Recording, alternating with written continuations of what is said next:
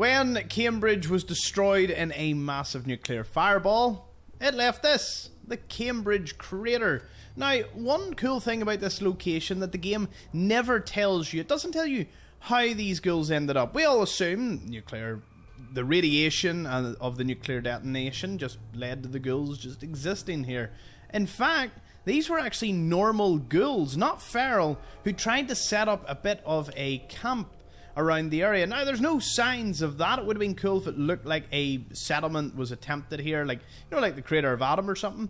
But instead, they eventually succumbed to the radiation. Now, you might be wondering, where on earth did I get that information? It's actually in the survival book that was printed for the game.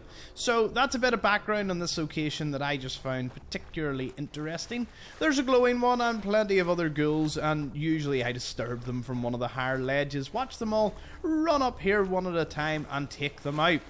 In the centre, there is a steamer trunk for your troubles, normally full of pretty good items, 2 soldiers as well. How they ended up there, I would say that was probably after the nuclear detonation, although that makes it even stranger. There's supposed to be a supply truck according to the guidebook. See, that's a strange thing.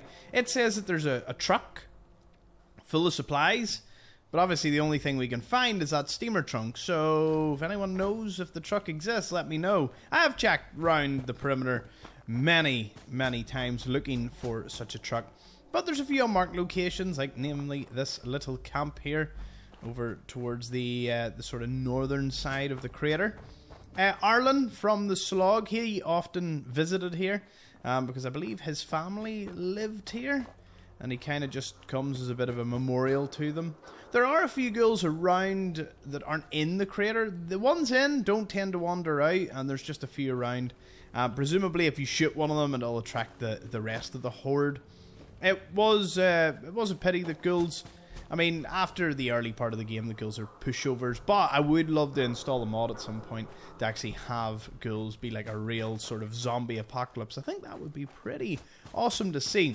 As for the remaining buildings around the outside of the crater, you can check through them. They don't have all that much in loot. It seems that this entire area has been just picked clean, either by the nuke or just by people.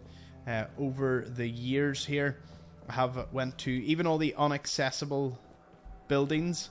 I can just pop my way up here now just to show you around the rooftops.